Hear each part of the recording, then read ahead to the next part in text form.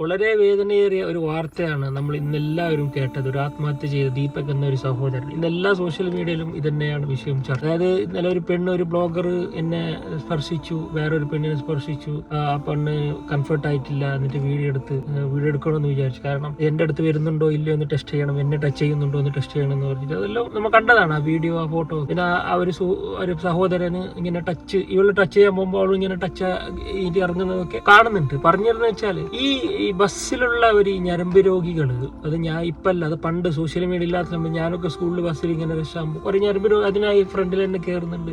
ഫ്രണ്ടിൽ മുട്ടി ടച്ചായി നിൽക്കാനും അതിന് വേണ്ടി തന്നെ കുറച്ച് ആൾക്കാരൊക്കെ വരുന്നുണ്ട്. അന്ന് തന്നെ ഇതുള്ളതാണ്. അത് ചെയ്യാവുന്ന ആൾ വരെ അതിങ്ങനെ ഉണ്ടാവും. കാരണം ബസ്സിൽ പോകുമ്പോൾ നമുക്ക് ഒന്നെങ്കിൽ പെണ്ണുങ്ങൾക്ക് വേറെ ബസ് ഉണ്ടാക്കി കൊടുക്കേണ്ടി വരും, പെണ്ണുങ്ങൾക്കാണ്. അല്ല കമ്പാർട്ട്മെന്റ് ഇവിടെ മെട്രോയിലാക്കും. പക്ഷെ മെട്രോയിൽ ഇവിടെ പ്രത്യേക കമ്പാർട്ട്മെന്റ് ആക്കി വെച്ചാൽ നിയന്ത്രിക്കാൻ പറ്റാതെ ആണുങ്ങളും പെണ്ണുങ്ങളെല്ലാം തിങ്ങി തെക്കി പോകുന്ന ഒരവസ്ഥ. അങ്ങനെ തിങ്ങി തെക്കി പോകുമ്പോൾ ഞരമ്പ് രോഗികളല്ലാത്ത പാവങ്ങളും ചിലപ്പോൾ ആ പെണ്ണുങ്ങളെ കുടുങ്ങേണ്ടി വരും. ഫ്രണ്ടിൽ ഇങ്ങനെ പെണ്ണുങ്ങൾ ഫ്രണ്ടിൽ നിൽക്കുമ്പോൾ തള്ളാനൊന്നും പറ്റില്ല, ഇങ്ങനെ നിൽക്കേണ്ടി വരും, കുറച്ചും ക്ഷമിച്ച് അങ്ങനെ നിൽക്കേണ്ടി വരും. അത് എല്ലാം ഞരമ്പ് രോഗം അല്ലെങ്കിൽ അത് ലൈംഗിക രോഗം നമുക്ക് അതിനെ വിശ്വസിക്കാൻ കഴിയില്ല. എല്ലാവരും അങ്ങനെ ഒരാളെ തെറ്റ് ചെയ്ത് പറഞ്ഞിട്ട് അങ്ങനെ കുറ്റപ്പെടുത്താനൊന്നും കഴിയില്ല. ചിലപ്പോൾ അങ്ങനെ ആവും, ചിലപ്പോൾ അവസ്ഥ വരും. അപ്പം അങ്ങനെ അതിനായി വരുന്ന ഞരമ്പ് രോഗികളോട് പറയാനുള്ളതെന്ന് വെച്ചാൽ അത് തിന്മയാണ്. അത് അങ്ങനെ ചെയ്ത് കഴിഞ്ഞാൽ അവർ ബസ്സിൽ നിന്ന് ഇറങ്ങിയാൽ അവർക്ക് തന്നെ മനസ്സിലൊരു ഒരു തിന്മ ചെയ്ത മനസ്സിൽ നമുക്ക് വല്ലാത്തൊരു സങ്കടം, പശ്ചാത്താപം വരും. ഒരിക്കലും ഒരു തിന്മ ഒരു മനുഷ്യനെ സന്തോഷിപ്പിക്കില്ല, അവന് എപ്പോഴും ദുഃഖം ഉണ്ടാകും. അതാണ് അള്ളാഹ് പറഞ്ഞത്, നിങ്ങൾ വ്യഭിചരിക്കരുത് എന്നല്ല, വ്യഭിചാരത്തിലേക്ക് അടുത്തു പോകരുത്. അതൊരു നീച പ്രവർത്തനം അള്ളാഹു വാർണിംഗ് തന്നൊരു വിഷയമാണ് വ്യഭിചാരം. ആ വ്യഭിചാരത്തിലേക്ക് നമ്മൾ അടുക്കാൻ പാടില്ല. അത് ബസ്സിൽ സ്പർശനം ഒരു വ്യഭിചാരമാണ്, കൈ കൊണ്ടുള്ള വ്യഭിചാരം, അതുപോലെ കേൾക്കൽ, ചെവി കൊണ്ടുള്ള വ്യഭിചാരം, കണ്ണുകൊണ്ട് ഹറാമ് കാണൽ, പെണ്ണുങ്ങളെ ശരീരം അങ്ങനെ നോക്കലൊക്കെ കണ്ണുകൊണ്ടുള്ള വ്യഭിചാരം. അത് അടുക്കരുത്. നമ്മൾ ബസ്സിൽ അങ്ങനെ മാറി നിൽക്കുക, ബാക്കിൽ നിന്നൊക്കെ മാക്സിമം നമ്മൾ പെണ്ണുങ്ങൾക്ക് ടച്ച് ആകാത്ത രീതിയിൽ മാറി നിന്നെങ്കിൽ നമുക്ക് സന്തോഷം, സിനിമ ചെയ്യാത്തൊരു സന്തോഷമുണ്ട്. അങ്ങനെ അത് പോയാൽ ആയിരിക്കും അത് ഒരു നല്ലൊരു പ്രവർത്തനമല്ല, ബാക്കിയുള്ളവരുടെ സഹോദരിയാണ്, ഭാര്യയാണ്, മകളാണ്. അപ്പൊ അങ്ങനെയൊക്കെ മനസ്സിൽ കണ്ട് അങ്ങനെ ചെയ്യാതിരിക്കുക. അപ്പോൾ പറഞ്ഞു വരുന്നത് വെച്ചാൽ ഈ സഹോദരി ഇങ്ങനെ ചെയ്ത് വീഡിയോ ഇടുമ്പോൾ ഒരു കാര്യം നമ്മൾ എല്ലാവരും ആലോചിക്കണം. തിന്മ എന്ന് പറയുന്നത് ഒരു ചരിത്രം കൂടിയും പറയാം. ഞാനിപ്പോ ഈ പെണ്ണിനെ വിമർശിച്ചിട്ട് ഒരുപാട് ആൾക്കാർ വീഡിയോ ഇട്ട്, ഞാൻ വിമർശിക്കാനോ കുറ്റം പറയാനോ പറയുന്നതിന് മുമ്പ് എല്ലാവർക്കും ഒരു മനസ്സിലാവാൻ വേണ്ടി ഒരു ചരിത്രം പറയാം. മൂസാ നബി അലൈഹി സ്വലാം തലത്ത് മഴ വരുന്നില്ല. മഴ വരാതപ്പോ എല്ലാവരും മൂസാ നബി പറഞ്ഞു, എന്താ അല്ലാഹു മഴയൊന്നും വരുന്നില്ല, ഭയങ്കര ക്ഷാമമാണ്.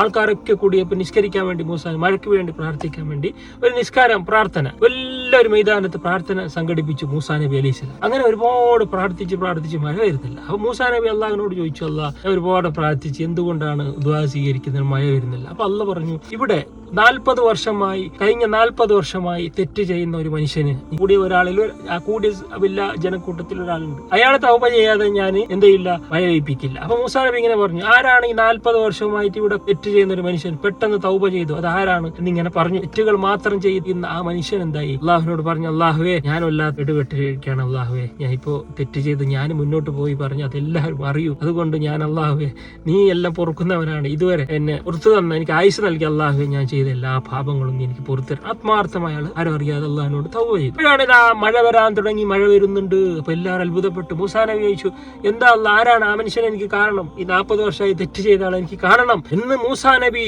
അള്ളാഹിനോട് പറഞ്ഞപ്പോ ഈ ഒരു അള്ളാഹിന്റെ ഒരു വാക്കാണ് എല്ലാവരും നമ്മൾ കേൾക്കേണ്ടത്. അള്ളാഹ് പറയാണ്, മൂസ കഴിഞ്ഞ 40 വർഷമായിട്ട് അവൻ തെറ്റ് ചെയ്യുന്നുണ്ട്, ഞാൻ എന്ത് ചെയ്യുന്നുണ്ട്, ഒളിപ്പിച്ചു വെച്ചിട്ടുണ്ട്. അവൻ ഇന്നല്ലെങ്കിൽ നാളെ തൗബ ചെയ്ത് എൻ്റെ അടുത്തൊക്കെ വരുമെന്ന് ഞാൻ ആരെയും കാണിക്കാതെ അത് രഹസ്യമാക്കി വെച്ചു.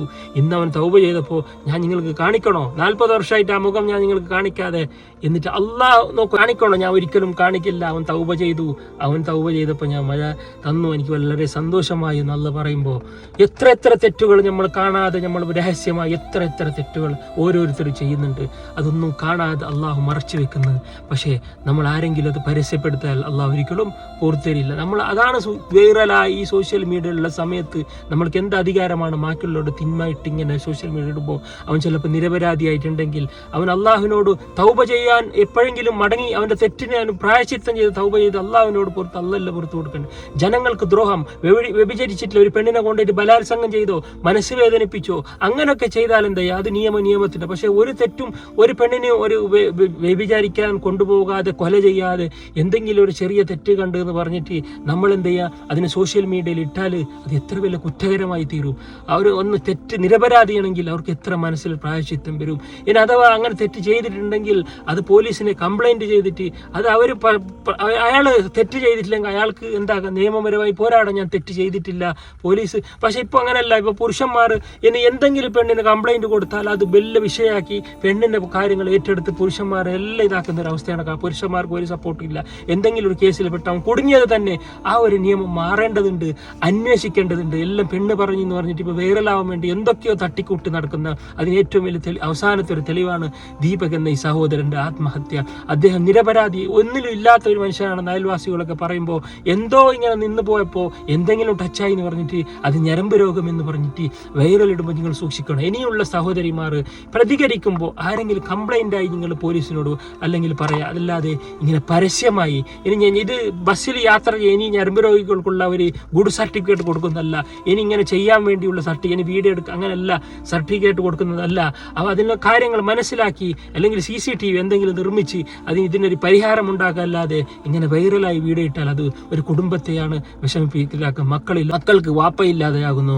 അപ്പോൾ കുടുംബക്കാർക്ക് മക്കളെ നഷ്ടപ്പെടുന്നു. അത് വലിയൊരു വിഷയമാണ്. അപ്പോൾ ഇനിയെങ്കിലും നമ്മൾ ഒരാളെ തെറ്റ് അത് പരസ്യപ്പെടുത്തുമ്പോൾ 2 വട്ടം ആലോചിക്കണം. ഒരിക്കലും ഒരു മനുഷ്യൻ്റെ മനസ്സ് വേദനിപ്പിക്കരുത്. ഏത് സമയത്താണ് അവൻ്റെ മനസ്സിലെ വിഷമം മാറി അവൻ ആത്മഹത്യയിലേക്ക് പോകുമോ എന്ന് നമുക്ക് പറയാൻ കഴിയില്ല.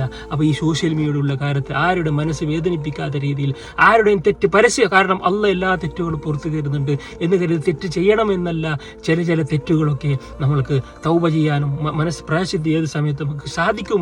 ആ തെറ്റിൽ നിന്ന് പിന്തിരിയാൻ സാധിക്കും. അതുകൊണ്ട് ഇൻഷാ അള്ളാഹ് അപ്പം നമ്മളെല്ലാവരും ഈ ഒരു കാര്യത്തിൽ നമ്മൾ സൂക്ഷിക്കുക ഇൻഷാ അള്ളാഹ്. അള്ളാഹു സുബ്ഹാനഹു വ തആല ആ സഹോദരൻ്റെ കുടുംബത്തിന് ക്ഷമ നൽകുമാറാകട്ടെ. ആമീൻ ആമീൻ യാ റബ്ബൽ ആലമീൻ.